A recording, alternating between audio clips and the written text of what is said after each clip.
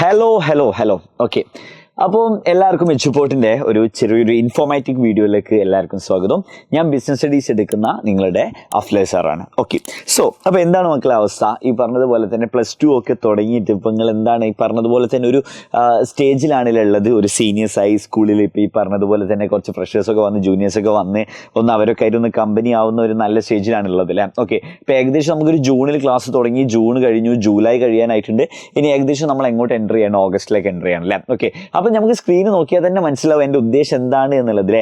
ഓഗസ്റ്റിൽ നമുക്ക് സർപ്രൈസ് ആയിട്ട് അല്ലെങ്കിൽ നമ്മുടെ എല്ലാവരുടെയും +2 അല്ലെങ്കിൽ നമ്മുടെ ഹയർ സെക്കൻഡറി എഡ്യൂക്കേഷനിൽ 12th സ്റ്റാൻഡേർഡിലെ ഫസ്റ്റ് എക്സാമിനേഷൻ എന്ത് ചെയ്യാണ് വരാൻ വേണ്ടി പോവാണ് അല്ലേ. ഓക്കെ, അപ്പോൾ ഫസ്റ്റ് എക്സാമിനേഷൻ എന്നൊക്കെ പറഞ്ഞിട്ട് ഞങ്ങൾ കുറേ എക്സാം കണ്ടതാണ്. അങ്ങനെ ഫസ്റ്റ് ലാസ്റ്റ് എക്സാം ഒന്നും ഞങ്ങൾക്കില്ല. ഞങ്ങളെല്ലാം അങ്ങോട്ട് പഠിക്കുക തകർക്കുക എന്നുള്ള മൂഡാണ് നിങ്ങൾക്ക് നോക്കി എനിക്കറിയാം. ഓക്കെ, അപ്പോൾ എന്തിരുന്നാലും ഈ പറഞ്ഞതുപോലെ തന്നെ നമ്മൾ എന്ത് ചെയ്യേണ്ടതുണ്ട്? കുറച്ച് പ്രിപ്പറേഷൻസ് ഒക്കെ സെറ്റ് ചെയ്യേണ്ടതില്ല. ഓക്കെ, ഇപ്പം നമ്മളൊന്നും എന്തല്ല ഈ പറഞ്ഞതുപോലെ സൂപ്പർ പവറുള്ള മനുഷ്യന്മാരൊന്നും അല്ല. ഈ പറഞ്ഞതുപോലെ തന്നെ ആ എക്സാമിൻ്റെ അന്ന് രാവിലെ ഇങ്ങനെ പോയിട്ട് ഹാൾ ടിക്കറ്റൊക്കെ വെച്ച് ഇങ്ങനെ സുഖമായിട്ട് പരീക്ഷ എഴുതി ആ മൂടൊന്നും അല്ല. നമ്മൾ എന്ത് ചെയ്യണം? കുറച്ച് പ്രിപ്പറേഷനൊക്കെ നടത്തിയാൽ എന്താവും? ഈ എക്സാം ഒന്നുകൂടി സ്മൂത്തായിട്ട് പോകില്ല. ഓക്കെ, അതൊരു സ്മൂത്തായിട്ട് പോകാൻ വേണ്ടിയിട്ട് നമ്മൾ എന്ത് ചെയ്യണം? സ്വാഭാവികമായിട്ട് നമ്മൾ കുറച്ച് പ്രിപ്പയർ ചെയ്യണം അല്ലേ. അപ്പോൾ ഇതൊന്നും ഞങ്ങൾക്ക് അറിയാത്ത കാര്യങ്ങളൊന്നും അല്ല. അപ്പോൾ അതുകൊണ്ട് നമുക്ക് എന്ത് ചെയ്യണ്ട? അപ്പോൾ അതിനെക്കുറിച്ച് വലിയ കാര്യങ്ങളൊന്നും നിങ്ങൾ പറയണ്ട. നിങ്ങൾ എന്ത് ചെയ്താൽ മതി? നിങ്ങൾ പറയാൻ വന്ന കാര്യം പറഞ്ഞോളൂ എന്നായിരിക്കും നിങ്ങൾ മനസ്സിലുണ്ടാവുക. എനിവേ, ഓക്കെ, അപ്പോൾ ഞാൻ ഇന്ന് വന്നതിൻ്റെ ഉദ്ദേശം എന്താണെന്ന് പറഞ്ഞാൽ ഈ പറഞ്ഞതുപോലെ തന്നെ മക്കളെ, ഓണം പരീക്ഷ എന്ന് പറയുന്നത് നമ്മുടെ +2 സെക്കൻഡറി ഹയർ സെക്കൻഡറി എക്സാമിനേഷനിൽ അല്ലെങ്കിൽ ഹയർ സെക്കൻഡറി പഠിക്കുന്ന നിങ്ങളെ സംബന്ധിച്ചിടത്തോളം നിങ്ങൾ എന്ത് ചെയ്യാൻ പോവുകയാണ്? ഫസ്റ്റായിട്ട് എക്സാം എഴുതാൻ വേണ്ടി പോകുന്ന പരീക്ഷയാണ് ഓണപ്പരീക്ഷ. ഓക്കെ, അപ്പോൾ സാറേ ഇതിലെ പരീക്ഷയ്ക്ക് എന്തിനാണ് ഇപ്പോൾ ഇത്ര കഷ്ടപ്പെട്ട് പഠിക്കുന്നത്? പഠിച്ചില്ലെങ്കിൽ ഇപ്പോൾ എന്താ പ്രശ്നം എന്നൊക്കെ രീതിയിലുള്ള ചോദ്യങ്ങളായിരിക്കും നിങ്ങൾ അല്ലെങ്കിൽ ബോർഡ് എക്സാമിന് നോക്കിയാൽ പോരെ, അതല്ലേ നമ്മുടെ റിസൾട്ടിൽ വരുള്ളൂ എന്നൊക്കെ നിങ്ങൾക്ക് ഇങ്ങനെ തോന്നാം. ഓക്കെ, അപ്പോൾ നിങ്ങളോട് പറയാനുള്ളത് എന്താണെന്ന് വെച്ചാൽ, ഓക്കെ, എന്തിനാണ് ഇപ്പോൾ ഇങ്ങനെ കഷ്ടപ്പെട്ടിട്ട് നമ്മൾ എന്ത് ചെയ്യുന്നത്? ഈ പറഞ്ഞ പോലെ ഒരു ഓണപ്പരീക്ഷ, അത് കഴിഞ്ഞൊരു ക്രിസ്മസ് പരീക്ഷ, അത് കഴിഞ്ഞൊരു ബോർഡ് എക്സാം എന്നുള്ള രീതിയിൽ കൃത്യമായിട്ട് ഒരു ഷെഡ്യൂൾ വെച്ചിട്ട് എക്സാമിനേഷൻസ് ഒക്കെ ഇടുന്നത് എന്തിനാണെന്ന് ചോദിച്ചാൽ, നിങ്ങൾ എന്താക്കുകയാണ്? ഒരു ബോർഡ് എക്സാമിലേക്കുള്ള ആ ഒരു പ്രിപ്പറേഷൻ എന്ത് ചെയ്യാണ്? കുറച്ച് നേരത്തെ സ്റ്റാർട്ട് ചെയ്യാൻ വേണ്ടിയിട്ടാണ്. ഓക്കെ, അപ്പോൾ നിങ്ങൾ ഒരിക്കലും എന്ത് ചെയ്യാൻ പാടില്ല? അതിനകത്ത് ഇഗ്നോർ ചെയ്തിട്ട് അതൊക്കെ എന്തെങ്കിലും ആവട്ടെ എന്ന് പറഞ്ഞ് പോവല്ല വേണ്ടത് അല്ലേ. ഓക്കെ, അപ്പോൾ നമ്മൾ എന്ത് ചെയ്യണം? നൈസായിട്ട് പ്രിപ്പറേഷൻ സ്റ്റാർട്ട് ചെയ്യാം. ഓക്കെ, അപ്പോൾ നമുക്ക് ഇപ്പോഴെന്തേ ഉള്ളൂ? ഈ പറഞ്ഞതുപോലെ എത്ര ചാപ്റ്റേഴ്സ് നമ്മൾ ഓണപ്പരീക്ഷയ്ക്ക് പഠിക്കണം, അങ്ങനെ ഓരോ ചാപ്റ്ററിൽ നിന്നും ഇമ്പോർട്ടൻ്റ് ആയിട്ടുള്ള ഭാഗങ്ങൾ ഏതൊക്കെയാണ്, അല്ലെങ്കിൽ എന്തൊക്കെ പഠിക്കണം എന്നുള്ള രീതിയിൽ ഏതൊക്കെയാണ് നമ്മുടെ എക്സാമിനേഷന് ചോദിക്കുക എന്നൊക്കെ രീതിയിൽ ചോദിക്കുക ഏതൊക്കെയാണെന്ന് ക്വസ്റ്റ്യൻ എന്ന് പറയാനല്ല, ഈ പറഞ്ഞ പോലെ ആ ചാപ്റ്ററിൽ എന്തൊക്കെ കാര്യങ്ങളാണ് ഡിസ്കസ് ചെയ്യുന്നത് എന്നുള്ളതായിരിക്കും ഈ വീഡിയോസിൻ്റെ ഒരു ലക്ഷ്യം എന്ന് പറയുന്നത്. ഇന്ന് എല്ലാ ചാപ്റ്ററും കൂടി ഒരുമിച്ച് അങ്ങോട്ട് പറഞ്ഞ് നിങ്ങൾ ടെൻഷൻ ആക്കുന്നൊന്നുമില്ല. നമുക്ക് എന്ത് ചെയ്യാം? ഇത് കുറച്ച് നേരത്തെ നമ്മൾ തുടങ്ങുന്നതിന് എന്തിനാന്ന് പറഞ്ഞാൽ ഈ പറഞ്ഞതുപോലെ തന്നെ 1 by 1 ആയിട്ട് ഓരോ ചാപ്റ്റേഴ്സിനെ കുറിച്ചുള്ള ഡീറ്റെയിൽസുമാണ് നിങ്ങളുമായിട്ട് ഞാൻ എന്ത് ചെയ്യാൻ പോകുന്നത്? ഷെയർ ചെയ്യാൻ വേണ്ടി പോകുന്നത് കേട്ടോ. ഓക്കെ, അപ്പോൾ നിങ്ങൾക്ക് എല്ലാവർക്കും അറിയാം, കാരണം ബിസിനസ് സ്റ്റഡീസ് നിങ്ങൾ എന്ത് ചെയ്തിട്ടുണ്ട്? ഓൾറെഡി 11th സ്റ്റാൻഡേർഡിലെല്ലാം പഠിച്ചു കഴിഞ്ഞ് ഇതിൽ എന്ത് ചെയ്യണം? അടുത്ത ഒരു അപ്ഗ്രേഷൻ എന്ന് പറഞ്ഞതുപോലെ 12th സ്റ്റാൻഡേർഡിൻ്റെ ഇത് തുടങ്ങുകയാണ് അല്ലേ. ഓക്കെ, അപ്പോൾ എന്തൊക്കെയാണ് നമ്മുടെ ഫസ്റ്റ് ചാപ്റ്ററിൽ നമുക്ക് പഠിക്കേണ്ടത്? ഏതൊക്കെ ടോപ്പിക്സിലേക്കാണ് നമ്മൾ എന്ത് ചെയ്യേണ്ടത്? കൃത്യമായിട്ടുള്ള പഠനങ്ങൾ നടത്തേണ്ടത്? അതെങ്ങനെയൊക്കെ പഠിക്കാം? ഈ പറഞ്ഞതുപോലെ തന്നെ ഈസി ആണോ ഈ ടോപ്പിക്സ് ഒക്കെ, അല്ലെങ്കിൽ നമ്മൾ ഒന്നും കൂടി എടങ്ങേറാക്കാനുള്ള മൂഡാണോ എന്നൊക്കെ നമുക്ക് എന്ത് ചെയ്യാം? ഈ വീഡിയോയിൽ പറഞ്ഞ് നമുക്ക് മുന്നോട്ട് പോകാം എന്നുള്ളതാണ്. ഓക്കെ, അപ്പോൾ ചാപ്റ്റർ 1ൻ്റെ പേരെന്താണ്? Nature and significance of management എന്നുള്ളതാണ്. From the name itself അല്ല, ചാപ്റ്റർ നെയിമിൽ തന്നെ നമുക്ക് എന്ത് കിട്ടുന്നുണ്ടോ? This is mostly discussing about the management എന്ന് പറയുന്നതാണ്. ഒരു ബിസിനസ്സിലെ മാനേജ്മെൻറ്റുമായി ബന്ധപ്പെട്ടിട്ടുള്ള കാര്യങ്ങളാണ് നമ്മൾ പറയുന്നത്. ഓക്കെ, അപ്പോൾ ഈ ചാപ്റ്ററിൽ മാത്രമാണോ പറയുന്നത്? അല്ല, ഒരു 8ഓളം ചാപ്റ്ററുകളിൽ നമ്മൾ മാനേജ്മെൻറ്റിൻ്റെ പല കാര്യങ്ങൾ ഡിസ്കസ് ചെയ്യുന്ന ഒരു ടെക്സ്റ്റ് ബുക്കാണ് നമുക്ക് ആദ്യമുള്ളത്. പാർട്ട് 1 ഓഫ് ബിസിനസ് സ്റ്റഡീസിലെ നമുക്ക് ചാപ്റ്റർ 1 ആയിട്ട് വരുന്ന ബിസിനസ്, രണ്ടാമത്തത് പ്രിൻസിപ്പിൾസ്, മൂന്നാമത്തത് ബിസിനസ് എൻവിറോൺമെൻറ്റ്, പിന്നെ 5 ഫങ്ഷൻസ് ഓഫ് മാനേജ്മെൻറ്റ് ആണ് അല്ലേ. Planning, organising, staffing, directing, controlling എന്ന് പറയുന്ന 5 ചാപ്റ്റേഴ്സും കൂടി കൂടിയിട്ട് അവിടെയാണ് നമ്മൾ എന്ത് പാർട്ട് 1 അവസാനിക്കുന്നത്. ഓക്കെ, അപ്പോൾ അത്രയൊന്നും നമുക്ക് എന്തില്ല ഓണപരീക്ഷയ്ക്ക് പഠിക്കാനില്ല. പിന്നെ പാർട്ട് 2 ഉണ്ട്. ഓക്കെ, സോ പാർട്ട് 1ൽ നിന്നിട്ട് ഏകദേശം 5 ചാപ്റ്റേഴ്സ് ആണ് കേട്ടോ ഓണം എക്സാമിന് നമ്മൾ എക്സ്പെക്ട് ചെയ്യുന്നത്. ആസ് പെർ ദി ഷെഡ്യൂൾ ഇതുവരെയുള്ള ഗവൺമെൻറ്റിൻ്റെ ഒരു നോട്ടിഫിക്കേഷൻ പ്രകാരം, ഈ എക്സാമിന് വന്ന നോട്ടിഫിക്കേഷൻ വെച്ചിട്ടല്ല ഞാൻ പറയുന്നത്, കാര്യമായിട്ട് ഈ പറഞ്ഞതുപോലെ തന്നെ നമ്മൾ ഫോളോ ചെയ്യുന്നത് വെച്ചിട്ട് അവർ പറയുന്നത് എന്താണെന്ന് വെച്ചാൽ, ഓക്കെ, 5 ചാപ്റ്റേഴ്സ് ബൈ ഓഗസ്റ്റ് എന്ത് ചെയ്യണം? എല്ലാ സ്കൂളുകളിലും കംപ്ലീറ്റ് ചെയ്യണം എന്നുള്ളതാണ് as per the year plan. Okay, അങ്ങനെ ഓഗസ്റ്റിൽ 5 ചാപ്റ്റർ കംപ്ലീറ്റ് ചെയ്യുക എന്നുകൊണ്ട് അവർ ഉദ്ദേശിക്കുന്നത് ഈ 5 ചാപ്റ്റേഴ്സ് എന്തിന് വരും എന്നുള്ളതാണ്. ഓണം എക്സാമിന് നമ്മൾ എക്സ്പെക്ട് ചെയ്യണം എന്നുള്ളതാണ്. ഓക്കെ, അത് വെച്ച് മുന്നോട്ട് പോകുന്ന സമയത്ത് നമുക്ക് ചാപ്റ്റർ 1 ആയിട്ടില്ല നേച്ചർ ആൻഡ് എന്താണ് സിഗ്നിഫിക്കൻസ് ഓഫ് മാനേജ്മെൻറ്റിൽ എന്തൊക്കെ കാര്യങ്ങളാണ് ഡിസ്കസ് ചെയ്യുന്നത് എന്ന് നമുക്ക് 1 by 1 ആയിട്ട് നോക്കാം എന്നുള്ളതാണ്. ഓക്കെ, ആസ് എ ഇൻട്രൊഡക്ഷൻ ഞാൻ പറഞ്ഞു തരാം. മാനേജ്മെൻറ്റ് എന്ന് പറയുന്ന ചാപ്റ്റർ ഈസ് വെരി ഈസി ആയിട്ടുള്ള ഒരു ചാപ്റ്ററാണ്. ഓക്കെ, അപ്പോൾ നമ്മൾ 11th സ്റ്റാൻഡേർഡിൽ നമ്മൾ +1 നമ്മൾ എന്ത് ചെയ്തിട്ടുണ്ട്, ഒരു ബിസിനസ് എങ്ങനെ തുടങ്ങാം എന്ന് എന്ത് ചെയ്തിട്ടുണ്ട്, കൃത്യമായിട്ട് പഠിച്ചിട്ടുണ്ട് അല്ലേ. എന്തൊക്കെ രീതിയിലാണ് ഫോർമേഷൻ ഓഫ് എ ബിസിനസ്, എവിടെ നമുക്ക് പണം സ്വരൂപിക്കാം. ഇവിടെ നമ്മൾ 12th സ്റ്റാൻഡേർഡിൽ നമ്മൾ ഫോളോ ചെയ്യുന്നത് എന്താണ്, എങ്ങനെ നമുക്ക് ആ ബിസിനസ് റൺ ചെയ്യാം, ഓക്കെ, എങ്ങനെയാണ് നമുക്ക് ആ ബിസിനസ്സുമായിട്ട് മുന്നോട്ട് പോകാൻ വേണ്ടി പറ്റുന്നത് എന്നുള്ളതാണ് നമ്മൾ എന്ത് ചെയ്യാൻ പോകുന്നത്, ഇവിടെ ഡിസ്കസ് ചെയ്യാൻ വേണ്ടി പോകുന്നത് എന്നുള്ളത് മനസ്സിലാക്കട്ടോ. അപ്പോൾ ആദ്യം മാനേജ്മെൻറ്റ് എന്താണ്, ഞാനിവിടെ ഡെഫിനിഷൻ പറയാനോ അല്ലെങ്കിൽ ഇതിൻ്റെ ഒരുപാട് കാര്യങ്ങളല്ല, ജസ്റ്റ് ടോപ്പിക്സ്, ഈ ടോപ്പിക്സിൽ എന്തൊക്കെ വരുന്നുണ്ട്, അതെങ്ങനെയൊക്കെ പഠിക്കണം എന്നുള്ള കുറച്ച് പോയിന്റ്സ് മാത്രം പറഞ്ഞു തരാനാണ് ഞാൻ വന്നത്. ഓക്കെ, നമ്മൾ സ്റ്റാർട്ട് ചെയ്യാണ്, ഓൾറെഡി സ്റ്റാർട്ട് ചെയ്തു. ഇനിവേ നമുക്ക് എന്ത് ചെയ്യാം, ഈ പറഞ്ഞതുപോലെ തന്നെ ഫസ്റ്റ് ടോപ്പിക്കായിട്ട് നമുക്കറിയാം മാനേജ്മെൻറ്റിനെ കുറിച്ചാണ് പറയുന്നത്. അപ്പോൾ ആദ്യം തന്നെ നമ്മൾ പഠിക്കേണ്ടത് എന്തിനെ കുറിച്ചാണ്, ഈ പറഞ്ഞതുപോലെ മാനേജ്മെൻറ്റിൻ്റെ മീനിങ്ങിനെ കുറിച്ച് നമ്മൾ എന്ത് ചെയ്യണം, കൃത്യമായിട്ടുള്ള ധാരണ ഉണ്ടായിരിക്കണം അല്ലേ. എന്താണ് മാനേജ്മെൻറ്റ്, ഒരു 2 മാർക്സ് ക്വസ്റ്റ്യൻ ചോദിച്ചേക്കാവുന്ന ഒരു ക്വസ്റ്റ്യനാണ് എന്തെന്ന് പറയുന്നത്, മാനേജ്മെൻറ്റിൻ്റെ മീനിങ് എന്ന് പറയുന്നത് അല്ലേ. നമുക്കറിയാം ബിസിനസ് സ്റ്റഡീസിൽ നമ്മൾ ഏതൊരു ടോപ്പിക്ക് പഠിക്കുമ്പോൾ ആ ടോപ്പിക്കിന് ഒരു ഡെഫിനിഷൻ ഉണ്ടാവും അല്ലെങ്കിൽ ഒരു മീനിങ് ഉണ്ടാവും എന്നുള്ളത്. ഓക്കെ, അപ്പോൾ അത് നമുക്ക് സെറ്റാണ്. ഓക്കെ, അപ്പോൾ നമ്മൾ എന്ത് ചെയ്യുക, മീനിങ് കൃത്യമായിട്ടുള്ള ഒരു പഠനം മുന്നോട്ട് വെക്കുക. രണ്ടാമതായിട്ട് നമ്മൾ പഠിക്കുന്നത് എന്താണ്, ക്യാരക്ടറിസ്റ്റിക്സ് ഓഫ് മാനേജ്മെൻറ്റ് എന്നുള്ളതാണ്. ഓക്കെ, എന്തൊക്കെ ക്യാരക്ടറിസ്റ്റിക്സ് ആണ് ഈ മാനേജ്മെൻറ്റിനുള്ളത്, മാനേജ്മെൻറ്റ് എന്ന് പറയുന്ന ഈ സംഭവത്തിന്, ഈ പ്രതിഭാസത്തിന് എന്തൊക്കെ കാര്യങ്ങളാണ് അതിൻ്റെ ഒരു ഫീച്ചേഴ്സ് ആയിട്ടുള്ളത് എന്ന കാര്യങ്ങളാണ് നമ്മൾ ഇവിടെ പഠിക്കുന്നത്, ക്യാരക്ടറിസ്റ്റിക്സ് ഓഫ് മാനേജ്മെൻറ്റ് എന്ന് പറയുന്നത്. ഓക്കെ, ക്യാരക്ടറിസ്റ്റിക്സ് മാനേജ്മെൻറ്റ് പഠിക്കുന്ന സമയത്ത് നമ്മൾ എന്ത് ചെയ്യുക, ഈ പറഞ്ഞതുപോലെ തന്നെ ഒരു 5 പോയിന്റ് നമ്മൾ സെറ്റാക്കി വെക്കുക എന്നുള്ളതാണ് കേട്ടോ. ഒരു 5 പോയിന്റ്സ് എന്ത് ചെയ്യുക, ക്യാരക്ടറിസ്റ്റിക്സിൻ്റെ ഭാഗത്ത് നിന്ന് നിങ്ങൾ എന്ത് ചെയ്യുക, പഠിച്ചു വെച്ചേക്കുക. ഓക്കെ, സോ ആസ് പെർ നമ്മളൊരു ബോർഡ് എക്സാമിലേക്കൊക്കെ പോകുന്ന സമയത്ത് ഇതിന് വെയിറ്റേജ് കുറവായിരിക്കും. പക്ഷേ ഓണം എക്സാമിന് നമുക്ക് ആകെ 5 ചാപ്റ്റേഴ്സേ ഉള്ളൂ. ഈ 5 ചാപ്റ്ററിൽ നിന്ന് 80 മാർക്കിന് ചോദ്യം ചോദിക്കുന്ന ഒരു സന്ദർഭം എന്ന് പറയുന്നത് ചാപ്റ്ററിൻ്റെ ഏത് ഭാഗത്തു നിന്നും ഇൻ ഡീറ്റെയിൽ ആയിട്ട് ക്വസ്റ്റ്യൻസ് വരാം എന്നുള്ളതാണ്. ഓക്കെ, അപ്പോൾ എന്ത് ചെയ്യുക, ഇത് കൃത്യമായിട്ട് പഠിച്ചു വെച്ചേക്കുക എന്നുള്ളതാണ്. ഓക്കെ, ഇത് ഒരുപാടൊന്നും പഠിക്കാനില്ല. ഈ 4 ടോപ്പിക്സ് കഴിഞ്ഞാൽ പിന്നെ ഒരു 4 ടോപ്പിക്സ് കൂടി പഠിച്ചാൽ നമ്മുടെ ഈ ചാപ്റ്ററെ കഴിഞ്ഞു. ഓക്കെ, അപ്പോൾ നമ്മൾ എന്ത് ചെയ്യുക, ആ ഒരു എക്സ്പെക്ടേഷൻ ചിലപ്പോൾ 10 മാർക്കിനോ 12 മാർക്കിനോ വരെയുള്ള ചോദ്യങ്ങൾ ചോദിച്ചേക്കാൻ പൊട്ടൻഷ്യൽ ഉള്ള ഒരു ചാപ്റ്ററാണ് ചാപ്റ്റർ 1 ആയിട്ടുള്ള മാനേജ്മെൻറ്റ് എന്ന് പറയുന്നത്. ഓക്കെ, അപ്പോൾ എന്താണ് നിസ്സാരമായിട്ട് കാണാൻ, നമുക്ക് ആകെ 5 ചാപ്റ്ററിലേ പഠിക്കാനുള്ളൂ. And we have days also. നമ്മൾ എന്ത് ചെയ്യുക, കൃത്യമായിട്ടുള്ള ക്ലാസ്സസും കാര്യങ്ങളൊക്കെ പറഞ്ഞിട്ട് നമ്മൾ എന്ത് ചെയ്യുക, ഇത് മുന്നോട്ട് പോവുക എന്നുള്ളതാണ് എനിക്ക് പറയാനുള്ളത്. ഓക്കെ, അപ്പോൾ അതാണ് നമ്മൾ എന്ത് ചെയ്യാൻ പോകുന്നത് ഇവിടെ വെച്ചിട്ട് പറയുന്നത്. ഓക്കെ, സോ ക്യാരക്ടറിസ്റ്റിക്സ് എന്ത് ചെയ്യുക, ഒരു 5 ക്യാരക്ടറിസ്റ്റിക്സ് നിങ്ങൾ സെറ്റായിട്ട് പഠിച്ചു വെക്കുക എന്നുള്ളതാണ് ആദ്യമായിട്ട് പറയാനുള്ളത്. ഓക്കെ, മീനിങ് സെറ്റ് ചെയ്യുക, ക്യാരക്ടറിസ്റ്റിക്സ് സെറ്റ് ചെയ്യുക. ഓക്കെ, പിന്നെ ബിസിനസ്സിൻ്റെ ഒബ്ജക്റ്റീവ്സ് എന്ന് പറഞ്ഞിട്ട് മാനേജ്മെൻറ്റിൻ്റെ ഒബ്ജക്റ്റീവ്സ് എന്ന് പറഞ്ഞിട്ട് ഒരു 3 ഒബ്ജക്റ്റീവ് നമുക്ക് എന്ത് ചെയ്യാനുണ്ട്, പഠിക്കാനുണ്ട്. ഓക്കെ, ഒബ്ജക്റ്റീവ്സ് ഓഫ് മാനേജ്മെൻറ്റ് എന്ന് പറഞ്ഞിട്ട് നമുക്ക് എത്ര എണ്ണമാണ് പഠിക്കാനുള്ളത്, 3 ഒബ്ജക്റ്റീവ്സ് ഓഫ് മാനേജ്മെൻറ്റ് ആണ് നമുക്ക് പഠിക്കാനുള്ളത്. ഒരു ഓർഗനൈസേഷണൽ ഒബ്ജക്റ്റീവും അതേപോലെ ഒരു പേഴ്സണൽ ഒബ്ജക്റ്റീവും അതേപോലെ തന്നെ എന്തുമുണ്ട്, ഈ പറഞ്ഞതുപോലെ തന്നെ personal objective, organisational objective, social objective. ഈ 3 ഒബ്ജക്റ്റീവ്സിനെ കുറിച്ചിട്ടുള്ള കാര്യങ്ങളും എന്ത് ചെയ്യുക, കാര്യമായിട്ടൊന്ന് പഠിച്ചു വെച്ചേക്കുക. കാര്യമായിട്ട് മീൻസ് ഭയങ്കര ഈസിയാണത് പഠിക്കാൻ. എന്ത് ചെയ്യുക, ആ 3 ഒബ്ജക്റ്റീവ്സും എന്താക്കുക, സെറ്റാക്കുക, പക്കയാക്കുക. എന്താണ് പേഴ്സണൽ എന്നും എന്താണ് സോഷ്യൽ ഒബ്ജക്റ്റീവ് എന്നും എന്താണ് ഓർഗനൈസേഷണൽ ഒബ്ജക്റ്റീവ് എന്നുള്ള കാര്യങ്ങൾ ഒരു ഇൻഡെപ്തിലേക്ക് പഠിച്ചു പോകുക എന്നുള്ളതാണ്. ഒരുപാടൊന്നും പഠിക്കാനില്ല മക്കളെ. നിങ്ങൾ നോട്ട്സും കാര്യങ്ങളൊക്കെ എടുത്ത് നോക്കിയിട്ട് വളരെ കുറച്ച് കാര്യങ്ങൾ നമുക്കതിൽ പറയാനുള്ളൂ. എന്താണ് ഓർഗനൈസേഷൻ ഒബ്ജക്റ്റീവ് കൊണ്ട് ഉദ്ദേശിക്കുന്നത് മാനേജ്മെൻറ്റുമായി ബന്ധപ്പെട്ടിട്ട്. ഓക്കെ, അപ്പോൾ അതാണ് ഒബ്ജക്റ്റീവിൽ പഠിക്കാനുള്ളത്. പിന്നെയുള്ള പോയിന്റാണ് ഇമ്പോർട്ടൻസ് ഓഫ് മാനേജ്മെൻറ്റ് എന്നുള്ളത്. ഓക്കെ, ഇതുവരെ പഠിക്കാൻ തുടങ്ങിയ ഒരു കുട്ടിയാണെങ്കിൽ അവർക്ക് മനസ്സിലാവും, അല്ലെങ്കിൽ നമ്മുടെ ക്ലാസ് കേട്ടിട്ടുള്ള ഒരാളാണെങ്കിലും അല്ലെങ്കിൽ ക്ലാസ് കേൾക്കാനൊക്കെ ഉദ്ദേശിച്ചിട്ടുണ്ടെങ്കിൽ ആ ക്ലാസ് കേൾക്കുന്ന കൃത്യമായിട്ട് മനസ്സിലാവും എന്താണ് ഇമ്പോർട്ടൻസ് ഓഫ് മാനേജ്മെൻറ്റ് എന്നുള്ളത്. ഓക്കെ, ഈ പറഞ്ഞിട്ടുള്ള ക്യാരക്ടറിസ്റ്റിക്സിലുള്ള പോയിന്റ്സും ഒബ്ജക്റ്റീവിലുള്ള പോയിന്റ്സും കൂടി കൂട്ടിയിട്ട് നേരെ ഇമ്പോർട്ടൻസിൽ എഴുതിയാൽ അവിടെ എന്ത് കിട്ടി, ഇമ്പോർട്ടൻസ് കിട്ടി.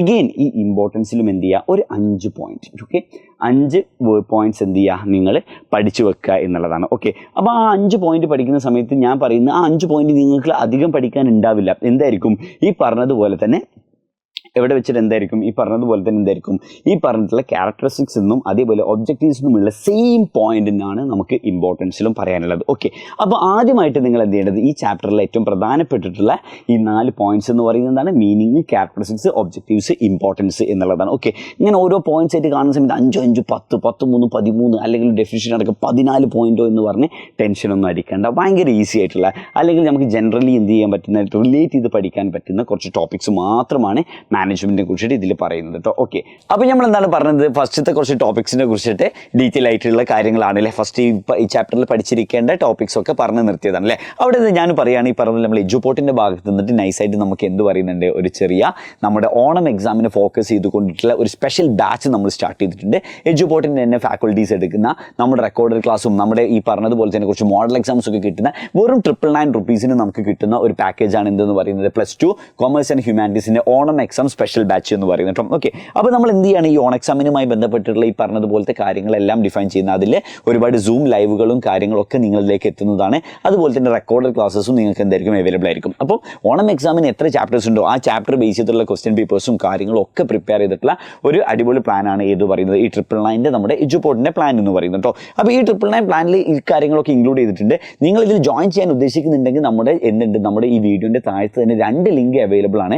ഒന്ന് നിങ്ങൾക്ക് എന്ത് ചെയ്യാം, എഡ്യൂപോർട്ട് ബൈ എന്ന് പറയുന്ന ഓപ്ഷനിൽ നിങ്ങൾക്ക് സ്വന്തമായിട്ട് തന്നെ എന്ത് ചെയ്യാം, പേയ്മെൻറ്റ്സും കാര്യങ്ങളൊക്കെ നടത്തിയിട്ട് എന്ത് ചെയ്യാൻ പറ്റും, എൻറോൾ ചെയ്യാൻ വേണ്ടി പറ്റും. ഇനി അതല്ല, നിങ്ങൾക്ക് എന്ത് ചെയ്യണം, ഈ പറഞ്ഞതുപോലെ ഇതിനെക്കുറിച്ച് കുറച്ച് ഡീറ്റെയിൽസ് ഒക്കെ അറിയണം, നമ്മുടെ സെയിൽസ് എക്സിക്യൂട്ടീവായിട്ട് ഒന്ന് സംസാരിക്കണം എന്നുണ്ടെങ്കിൽ ഒരു ഗൂഗിൾ ഫോമും അടിയിൽ അവൈലബിൾ ആണ്. വെറുതെ ആ ഗൂഗിൾ ഫോം എന്ത് ചെയ്യും, ഒന്ന് ജസ്റ്റ് ഫില്ല് ചെയ്തിട്ടിട്ട് നമ്മുടെ സെയിൽസ് ആൾക്കാരൊന്ന് എന്ത് ചെയ്യും, നിങ്ങളെ കോൺടാക്ട് ചെയ്യുന്നതാണ് കേട്ടോ. നമ്മുടെ ഭാഗത്തു നിന്ന് ഒരാൾ എന്ത് ചെയ്യും, നിങ്ങളെ വിളിക്കുന്നതാണ്. ആ എന്ത് ചെയ്യുക, നിങ്ങൾ എന്ത് ചെയ്യുക, ജസ്റ്റ് അവരുടെ കാര്യങ്ങൾ ഇനി നിങ്ങൾക്ക് എന്തെങ്കിലും അറിയാനുണ്ടെങ്കിൽ അധികം ഇതൊക്കെ അവൈലബിൾ ആണോ എന്നൊക്കെ അറിയണമെന്നുണ്ടെങ്കിൽ നിങ്ങൾക്ക് ഇൻ ഡീറ്റെയിൽ ആയിട്ട് അവരോട് സംസാരിച്ചതിന് ശേഷം നിങ്ങൾക്ക് എന്ത് ചെയ്യാം, ഈ പറഞ്ഞതുപോലെ തന്നെ നിങ്ങൾക്ക് എന്ത് ചെയ്യാം, അതിൽ എൻറോൾ ചെയ്യാവുന്നതാണ് കേട്ടോ. ഓക്കെ, അപ്പോൾ അവർ പറഞ്ഞു തരും കൃത്യമായിട്ട് എന്തൊക്കെയാണ് കാര്യങ്ങൾ ചെയ്യേണ്ടത്.